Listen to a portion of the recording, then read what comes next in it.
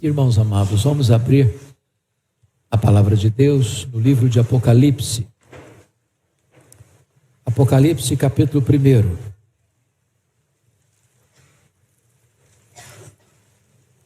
Apocalipse capítulo 1. Vamos ler todo este capítulo.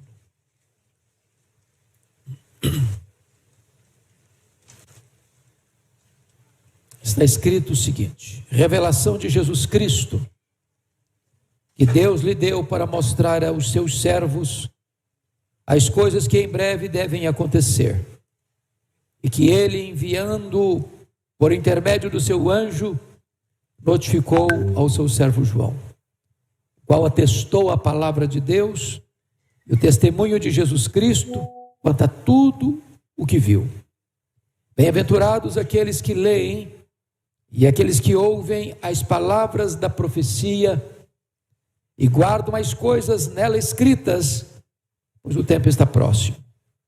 João, às 7 igrejas que se encontram na Ásia: graça e paz a vós outros, da parte daquele que é, que era e que há de vir, da parte dos 7 espíritos que se acham diante do seu trono, e da parte de Jesus Cristo, a fiel testemunha, o primogênito dos mortos e o soberano dos reis da terra, àquele que nos ama e pelo seu sangue nos libertou dos nossos pecados e nos constituiu reino, sacerdotes para o seu Deus e Pai. A ele a glória e o domínio pelos séculos dos séculos. Amém. Eis que vem com as nuvens, e todo olho verá, até quantos o traspassaram, e todas as tribos da terra se lamentarão sobre ele, certamente. Amém.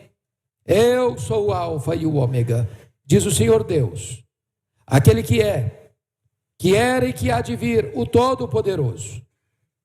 Eu, João, irmão vosso e companheiro na tribulação, no reino e na perseverança, em Jesus achei-me na ilha chamada Patmos, por causa da palavra de Deus e do testemunho de Jesus. Achei-me em espírito no dia do Senhor, e ouvi por detrás de mim grande voz como de trombeta, dizendo: o que vês escreve em livro, e manda às 7 igrejas: Éfeso, Esmirna, Pérgamo, Tiatira, Sardes, Filadélfia e Laodiceia. Voltei-me para ver quem falava comigo, e voltado vi 7 candeeiros de ouro, e no meio dos candeeiros um semelhante a filho de homem, com vestes talares, e cingido à altura do peito com uma cinta de ouro. A sua cabeça e cabelos eram brancos como alva lã, como neve, os olhos como chamas de fogo, os pés semelhantes ao bronze polido, como que refinado numa fornalha, a voz como voz de muitas águas. Tinha na mão direita 7 estrelas, e da boca saía-lhe uma afiada espada de 2 gumes. O seu rosto brilhava como o sol na sua força. Quando o vi, caí a seus pés como morto. Porém ele pôs sobre mim a mão direita, dizendo: não temas, eu sou o primeiro e o último, e aquele que vive. Estive morto, mas eis que estou vivo pelos séculos dos séculos, e tenho as chaves da morte e do inferno. Escreve, pois, as coisas que viste, e as que são, e as que hão de acontecer depois destas. Quanto ao mistério das 7 estrelas que viste na minha mão direita, e aos 7 candeeiros de ouro, as 7 estrelas são os anjos das 7 igrejas, e os 7 candeeiros são as 7 igrejas. Amém. Meus amados irmãos, esse texto fala-nos da grandeza incomparável do nosso Redentor Jesus Cristo. E este livro, o livro de Apocalipse, foi escrito por João, quando foi deportado para aquela colônia penal, para aquela ilha vulcânica do mar Egeu, a ilha de Patmos. O Império Romano já tinha um bom tempo que estava dominando Israel. Jesus nasce sob o poder de César Augusto. Jesus morre sob o poder de Tibério César. Depois vem o imperador Calígula. Depois vem o imperador Cláudio. Depois vem o imperador Nero, quando começa a perseguição à igreja. Depois de Nero, Vem Vespasiano, que constrói o Coliseu Romano, aumentando ainda mais a pressão e a perseguição sobre a igreja. Depois de Vespasiano vem Tito Flávio. Depois de Tito Flávio vem o imperador Domiciano, chamado de o segundo Nero, o primeiro imperador a rogar para si o título de Senhor e Deus, e foi o imperador que deportou o apóstolo João de Éfeso, capital da Ásia Menor, onde ele era pastor, para esta ilha vulcânica do Mar Egeu, esta colônia penal, a ilha de Patmos. Destacamos que a essas alturas todos os apóstolos do Senhor Jesus Cristo já estavam mortos, e todos mortos pelo viés do martírio. João certamente já estava velho, ele está no final do primeiro século, eu estou falando por volta dos anos 96, e João então era o último representante do colégio apostólico, e ele é enviado para Patmos, certamente para morrer na solidão daquela ilha. É enviado para Patmos, certamente, para, num gesto simbólico, jogar a última pá de cal neste cristianismo tão sofrido. É levado para Patmos, certamente, para fechar-lhe as portas da terra e calar a sua voz. Mas, curiosamente, quando João vai descrever esta cena, ele não diz que foi enviado para lá por ordem de Domiciano. Diz o capítulo 1, versículo 9, que ele achou-se na ilha de Patmos por causa da palavra de Deus e do testemunho do Senhor Jesus Cristo. Ele entende que está ali não porque um homem que está no governo do mundo o persegue e persegue a igreja. Ele está ali porque a mão invisível da providência o dirigiu para lá. E quando se parecia que a igreja sofreria o golpe fatal de uma perseguição crudelíssima, diz a Escritura que Deus então, por meio do seu Filho Jesus Cristo, aparece para João naquela ilha e traz a ele a revelação das coisas que haveriam de acontecer. Então, eu quero chamar a sua atenção para nós olharmos nesse texto quem é que João viu nesta ilha. Qual a grandeza do Filho de Deus que apareceu para ele, qual é a glória do nosso Redentor que surgiu naquela ilha para revelar a João as coisas que deveriam acontecer. E eu chamo então a sua atenção que a visão que João tem de Jesus não é aquela visão que ele estava acostumado a ter. A visão que João tinha de Jesus até então é daquele que tinha nascido em Belém, tinha sido colocado numa estrebaria, tinha crescido em Nazaré, as mãos calejadas de uma carpintaria, de um Jesus que era pobre, que não tinha onde reclinar a cabeça, de um Jesus que precisou de um barco emprestado para pregar, de um cenáculo emprestado para ministrar aos seus discípulos, de um jumentinho emprestado para entrar em Jerusalém. Ele estava acostumado a ver o Jesus que foi humilhado, desprezado, rejeitado, cuspido e esbordoado. Mas agora, o Cristo que ele está vendo é o Cristo vitorioso, é o Cristo da glória, é o Cristo vencedor, é o Cristo todo-poderoso. E ele aqui neste capítulo 1 vai ter uma visão, primeiro, da pessoa gloriosa de Jesus Cristo, o nosso Senhor. Chama a sua atenção, com a Bíblia aberta comigo, para vermos a grandeza da pessoa de Jesus Cristo, que foi revelada a João na ilha de Patmos. Em primeiro lugar, veja comigo o versículo 13. Quando João está nesta ilha, era um dia de domingo, ele escuta atrás dele uma voz como de trombeta dizendo: o que vês, escreve em livro e manda às 7 igrejas, Éfeso, Esmirna, Pérgamo, Tiatira, Sardes e Laodiceia. Quando ele se volta para ver quem falava com ele, ele vê 7 candeeiros de ouro, e no meio dos candeeiros, um semelhante a filho de homem, e está escrito com vestes talares e cingido à altura do peito com a cinta de ouro.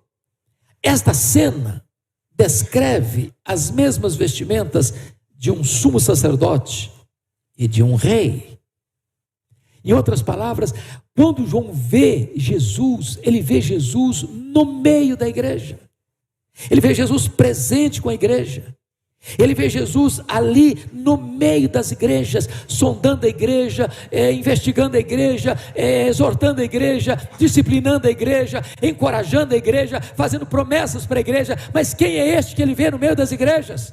Ele vê-o como grande sumo sacerdote. Ele vê Jesus como Rei dos Reis e como Senhor dos senhores. Ele vê Jesus na escrita aí, com as 7 estrelas na sua mão, a liderança da igreja na sua mão. Ele vê Jesus vitorioso, poderoso, glorioso, que tem uma palavra para cada igreja da Ásia. A igreja de Éfeso diz: eu estou te elogiando, porque você não tolera os falsos apóstolos, os falsos mestres. Eu tenho, porém, uma coisa contra ti: tu abandonaste o teu primeiro amor. Ele olha para a igreja de Esmirna e diz: eu conheço a tua tribulação, a tua pobreza, mas tu és rico, pobre na terra, rico no céu. Ele olha para a igreja de Pérgamo e diz: eu sei o lugar onde tu habitas, onde está o trono de Satanás, mas aí tem gente fiel, como Antipas, o meu servo, que morreu martirizado nessa cidade. Ele olha para a igreja de Tiatira e diz: eu conheço as tuas obras, e eu vejo que tu tens mais fé, mais amor, mais obras que outrora, mas eu tenho uma coisa contra ti, é que tu toleras essa falsa profetisa Jezabel. Ele olha para a igreja de Sardes e diz: você tem nome de que vive, mas você está morta. Tem uns poucos aí que não contaminaram as suas vestiduras. Ele olha para a igreja de Filadélfia e diz: eu conheço as tuas obras, tu tens pouca força, mas eu coloquei diante de uma porta aberta, e a porta que eu abro, ninguém fecha, e a porta que eu fecho, ninguém abre. Ele olha para a igreja de Laodiceia e diz: eu conheço as tuas obras, nem crente nem frio tu és, porque tu és morno, eu estou a ponto de vomitar-te da minha boca. Ele está no meio da igreja, e ele conhece a igreja, porque ele é o sumo sacerdote, ele é o rei dos reis. Essa é a primeira visão que João tem de Jesus. Mas vamos ver em segundo lugar. Olha comigo o versículo 14. A sua cabeça e cabelos eram brancos como a alva lã, como neve, e os seus olhos como chama de fogo.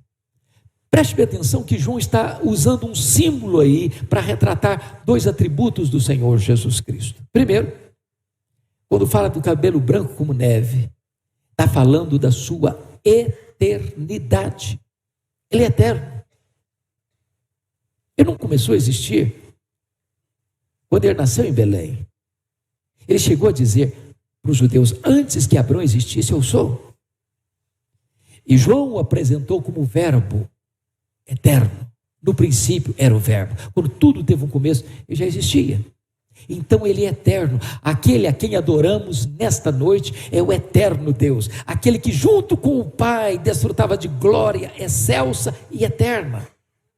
Mas agora João no versículo 14 o vê olhos como de fogo. O que significa isso? Significa que ele é onisciente, que nada pode ficar oculto aos seus olhos. Ele conhece tudo, ele conhece todos, ele devassa tudo, ele investiga tudo, nada fica oculto diante dos seus olhos. Os seus olhos são como chamas de fogo. Esse Jesus que aparece para João é o Jesus que é o sacerdote supremo, é o Jesus que é o rei dos reis, é o Jesus que é o eterno e o Pai da eternidade, é o Jesus que sabe tudo, conhece tudo e a todos sonda.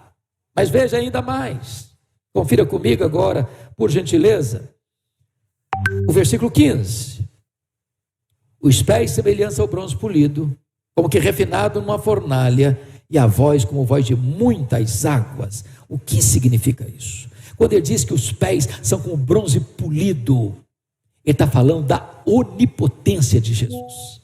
Ninguém resiste ao poder de Jesus. Ele esmigalha tudo e todos que se colocam contra ele. Na linguagem de Daniel capítulo 2, ele é aquela pedra não lavrada que bate naquela grande estátua, cuja cabeça era de ouro, cujo peito era de prata, cujos quadris eram de bronze, cujas pernas e pés eram de ferro e barro. E quando esta pedra que representa Jesus e o seu reino bate nos reinos deste mundo, tudo virá pó, porque ele diz que quando ele vier em glória, ele vai colocar todos os seus inimigos debaixo dos seus pés, e então ele será o rei dos reis e o Senhor dos seus reis, dos senhores, e o seu reino será eterno. Ele é onipotente.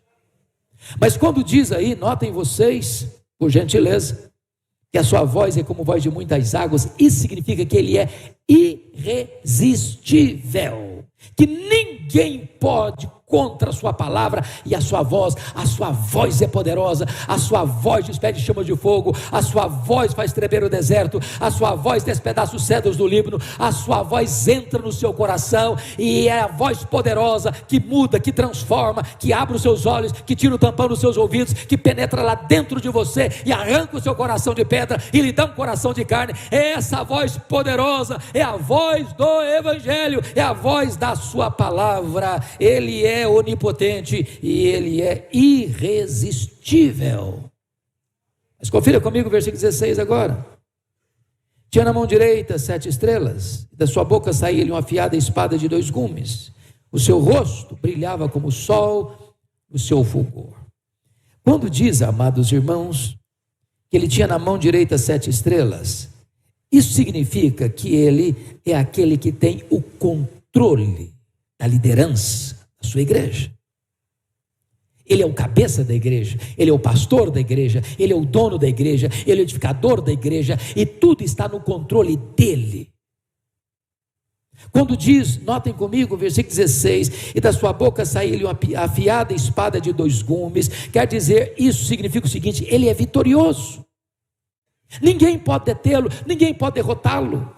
Aliás, quando você lê nas escrituras sobre a questão da batalha do Armagedon, que muita gente pensa que vai ser uma região geográfica lá da Galileia, e se você chega lá, você percebe que o território é muito pequeno para pensar em todas as nações reunidas ali. Não é uma luta, uma guerra, onde vai ter 2 exércitos, o exército de Deus, o exército adversário, com armas, com canhões, com fuzis, com metralhadoras, ou com armas atômicas, etc e tal. Isso representa uma batalha final, e a única arma que será usada nessa grande batalha e da vitória triunfal é a espada que sai da sua boca. É por isso que a Bíblia diz que quando Jesus vier, ele vai derrotar o anticristo com o sopro da sua boca. Ninguém pode detê-lo, ninguém pode resisti-lo, ele é vencedor.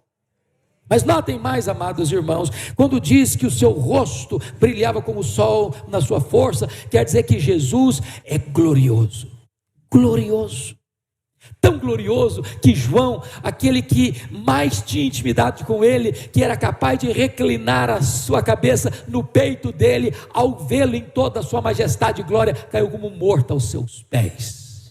Que coisa sublime, que figura extraordinária, que rei glorioso é o nosso Redentor. Quão majestoso ele é, quão poderoso ele é, quão glorioso ele é, quão magnífico ele é, quão digno de glória ele é. Agora notem comigo, versos 17 e 18. Você pode ler o 17 e 18 comigo? Vamos juntos? Quando vi, caí a seus pés como morto. Por ele pôs sobre mim a mão direita, dizendo: não temas, eu sou o primeiro e o último, e aquele que vive. Estive morto, mas eis que estou vivo pelos séculos dos séculos, e tenho as chaves da morte e do inferno. Ele é o conquistador e ele é o restaurador. Primeiramente, note comigo o versículo 18. A primeira coisa que ele fez foi vencer a morte. Irmãos amados, a morte é chamada na Bíblia de o rei dos terrores. E mais, a morte é chamada na Bíblia de o último inimigo a ser vencido. A quem de nós a morte já não feriu? Já não machucou? Quantas lágrimas nós já vertemos ao entregar à terra um pai, uma mãe, um avô, uma avó, um marido, uma esposa, um filho, uma filha, um amigo. Porém, diz a Escritura que Jesus Cristo entrou nas entranhas da morte, arrancou o aguilhão da morte, matou a morte, ao ressuscitar dentre os mortos. E agora a morte não tem mais poder, agora a morte não tem mais a última palavra, porque o aguilhão dela foi arrancada, e Paulo encara a morte, cara a cara com ela, e diz: onde está a morte, a tua vitória? Onde está a morte, o teu aguilhão? Tragada foi a morte pela vitória. Agora morrer não é mais um desespero, agora morrer não é mais uma derrota, não é mais um fracasso, porque bem-aventurados são aqueles que morrem agora no Senhor. A Bíblia diz que morrer é deixar o corpo e habitar com o Senhor, e é partir para estar com Cristo, o que é incomparavelmente melhor. A morte foi vencida, louvado seja o Senhor. Mas mais do que isso, irmãos, notem que ele é o restaurador. Versículo 17 diz: quando João o viu, caiu aos seus pés como morto. Por ele pôs sobre mim, diz João, a mão direita, dizendo: não tenhas medo, João, eu sou o primeiro e o último. Eu gosto dessa figura. Porque João aqui caiu diante da glória, da majestade de Jesus Cristo. Mas quantos de nós caem em outras circunstâncias? Com medo? Ou por um escorregão na vida? Por um fracasso na jornada? E às vezes nós caímos, não só tropeçamos, caímos como um morto, sem força para levantar, sem poder para levantar. E eu quero dizer que o mesmo que estava na ilha de Patmos está aqui hoje, porque ele anda no meio da sua igreja. E se você hoje está caído, está prostrado, não importa a circunstância que levou você a beijar a lona e a beijar o chão, aqui está o mesmo Jesus, com o mesmo poder, para botar você de pé e dizer para você: não tema, meu filho, não tenha medo, meu filho, eu sou o primeiro, eu sou o último, eu estive morto, mas estou vivo pelos séculos dos séculos, e tenho as chaves da morte e do inferno. Eu sou poderoso para botar você de pé outra vez, eu sou poderoso para levantar você, eu sou poderoso para tomar de novo a sua vida, e para que você recomece uma linda e vitoriosa caminhada daqui para frente. É o nosso Senhor glorioso e restaurador que está aqui. Mas notem comigo, irmãos, que depois que João nos apresenta a glória da pessoa do nosso Salvador, ele vai agora examinar um outro aspecto. Vai mostrar a grandeza incomparável, não agora da pessoa, mas da obra do nosso glorioso Redentor. Então, olhe comigo, por gentileza, a primeira coisa que ele vai fazer está no versículo 5. Da parte de Jesus Cristo, a fiel testemunha, o primogênito dos mortos e o soberano dos reis da terra, àquele que nos ama. A primeira coisa que João está dizendo aqui é que ele nos ama. E a pergunta é: com que tipo de amor? E a primeira verdade que eu quero dizer para você é que ele ama você com amor eterno. O mundo não existia, o sol não brilhava, a lua não dava sua claridade, as estrelas não estavam lá no firmamento, os mares cheios de peixes não existiam, a terra ainda não existia, nada ainda existia, só ele existia. E quando só ele existia, você existia no coração dele, porque já amava você com amor eterno. A segunda coisa que João nos informa, amados irmãos, é que esse amor é um amor perseverante. Tendo amado os seus, de João 13:1, amou-os até o fim. Sabe por que é importante pensar isso? Porque às vezes você, ao ter um momento difícil na vida, ao ter um fracasso na vida, ao ter momentos de queda na vida, como aqueles discípulos tiveram, eles foram duros de coração, eles muitas vezes desobedeceram, e Jesus ensinava, e eles parece que não pegavam o ensino de Jesus, e eles foram fracassando uma vez após outra, mas diz a Bíblia que Jesus amou-os, e amou-os até o fim. Jesus nunca vai desistir de amar você. Seu amor não só é eterno, seu amor é perseverante. Mas mais do que isso, o amor de Jesus Cristo por você é um amor incondicional. Ele amou você, apesar de você ser pecador. Ele amou você e provou esse amor por você, ao morrer por você quando você era pecador, quando eu era pecador, quando nós não merecíamos o seu amor. Ele nos amou, não porque viu em nós algo para ser amado, mas porque a natureza dele é amor, por causa dele mesmo. Ele nos amou. Mas ele nos amou ainda com amor sacrificial. Ele amou você e deu a sua vida por você. Essa é a primeira verdade que João apresenta da obra de Cristo. Mas vamos ver a segunda. Olha aí no versículo 5, a parte B está escrita assim: aquele que nos ama e pelo seu sangue nos libertou dos nossos pecados. Irmãos, como isso é precioso.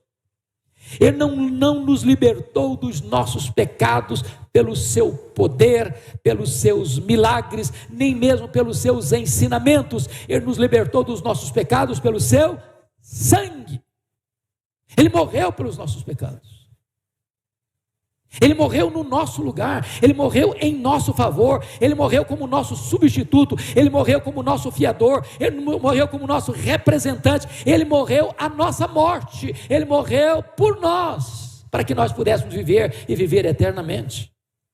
Ele sofreu em si mesmo o golpe da lei, ele bebeu o cálice amargo da justiça de Deus, que devia cair sobre a minha cabeça e a sua cabeça. Então ele sofreu o golpe que você e eu devíamos sofrer. Ele morreu para nos libertar dos nossos pecados. Você não precisa ser escravo mais do pecado, porque ele morreu para libertar você dos seus pecados. Mas ainda, o que mais você pode perceber nesse texto? Veja você, versículo 6, como ele liberta você e honra você agora. Está escrito no versículo 6, e nos constituiu reino e sacerdotes para o seu Deus e Pai. Isto é glorioso, porque agora você foi constituído por ele como sacerdote. Sabe o que significa isso? Você tem livre acesso à presença de Deus. A sala do trono está aberta. A porta está aberta, o caminho está franqueado, e você não precisa de mais ninguém para entrar lá, porque ele é o livre, vivo caminho de acesso para Deus. Você é sacerdote. Mas mais do que isso, você estava morto aos seus delitos e pecados, e você agora não só é sacerdote, você é rei, você entrou para um reino espiritual, você foi constituído reino, você vai reinar com ele. Você vai estar em tronos com ele, você vai julgar com ele o mundo, os anjos. Você foi colocado numa posição de exaltação com ele. Aliás, ele salvou você e ele fez você assentar com ele nas regiões celestes, acima de todo principado e potestade. É essa posição que ele colocou você. Mas mais do que isso, confira comigo agora o versículo 7. O que ele veio fazer para a igreja? Ele voltará para a igreja. Olha o versículo 7. Eis que vem, leia comigo o 7.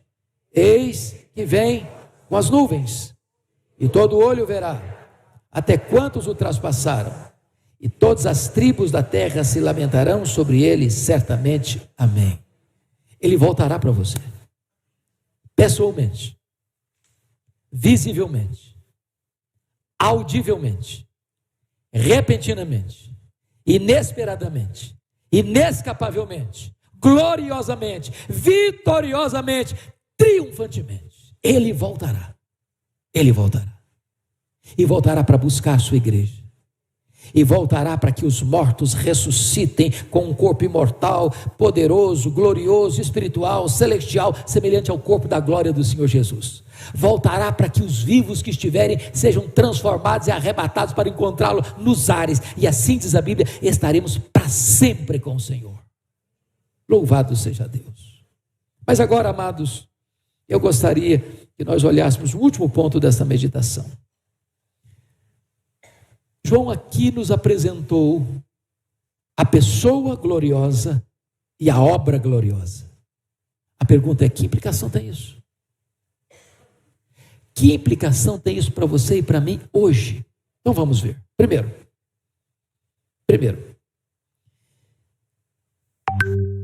porque Jesus é glorioso na sua pessoa e na sua obra, porque ele morreu, porque ele ressuscitou, porque ele voltou para o céu, porque ele vai voltar, porque você foi liberto dos seus pecados, porque você foi constituído sacerdote e rei.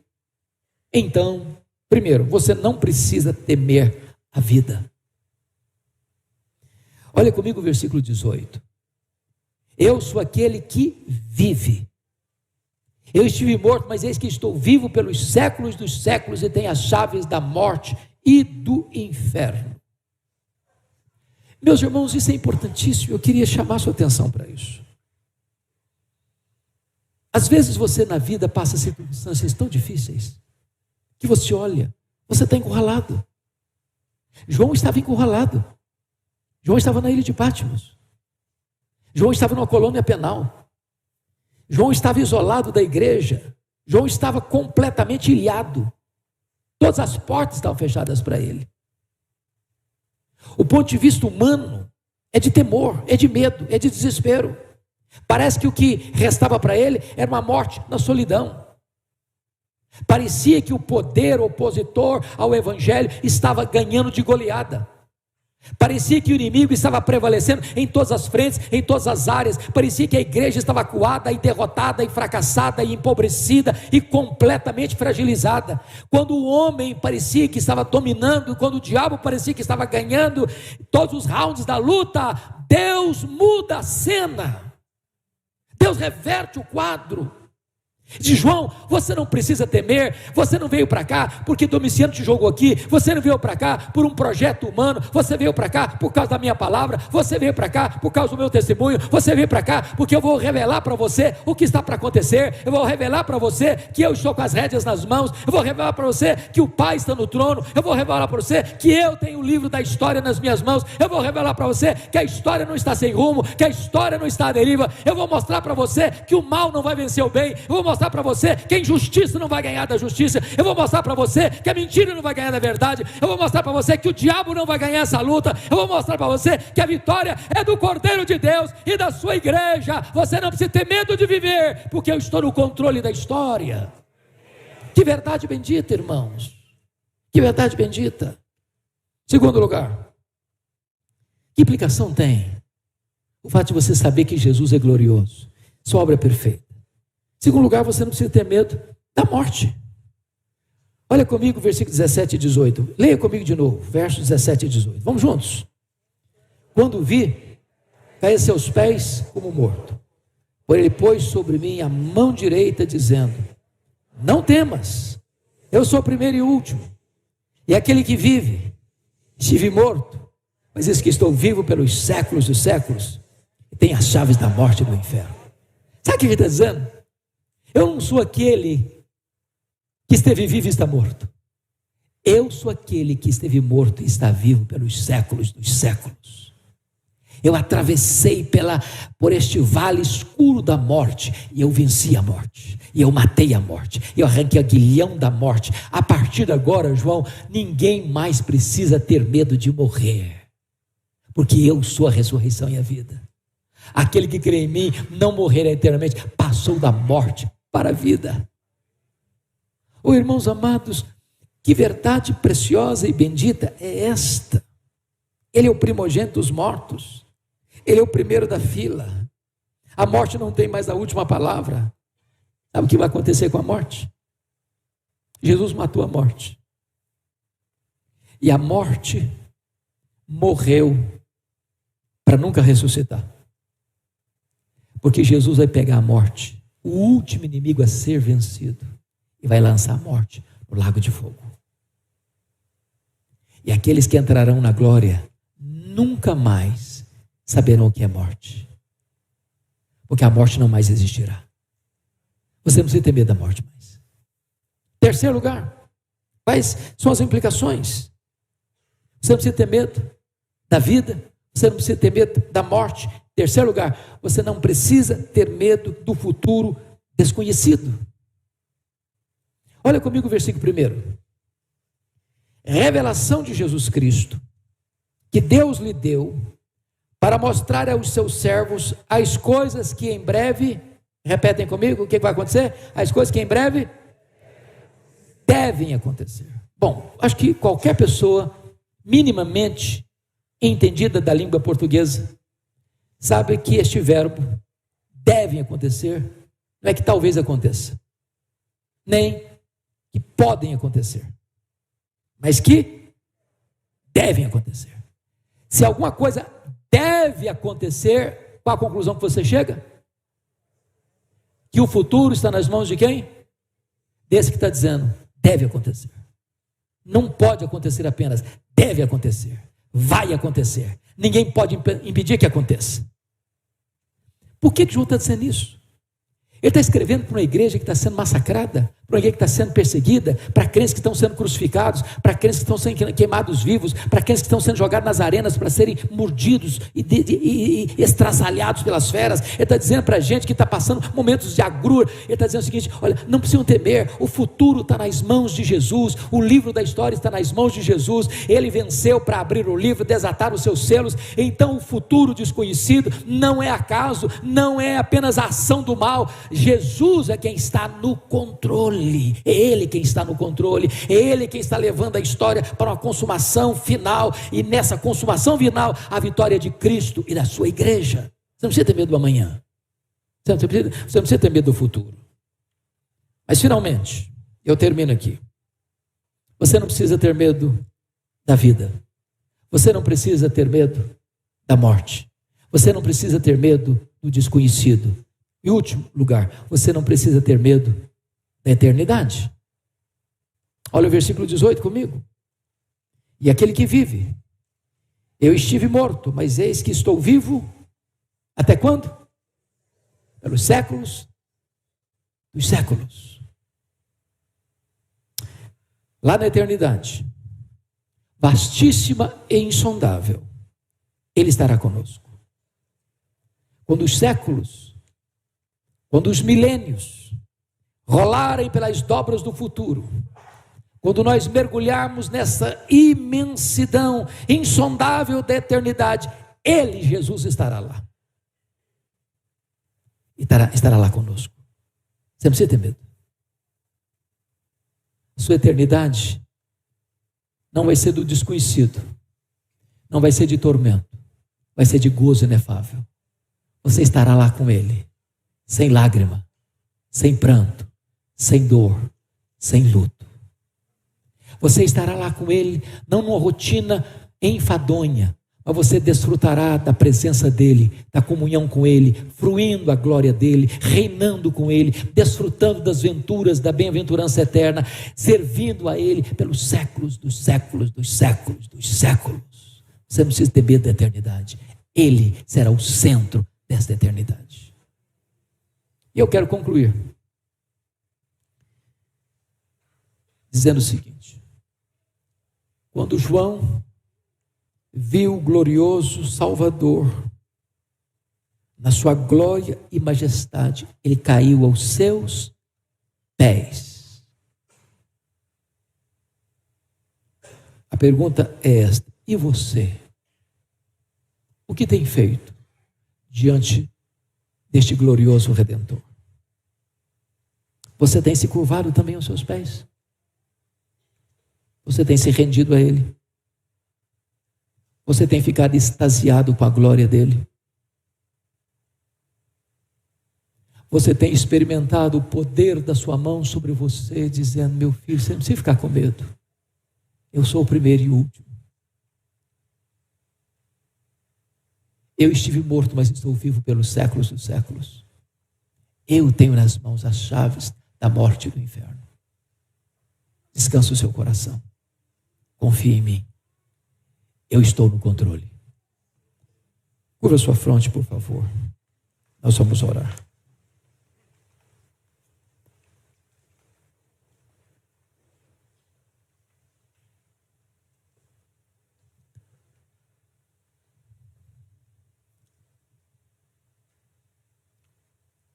Deus amado, quero te agradecer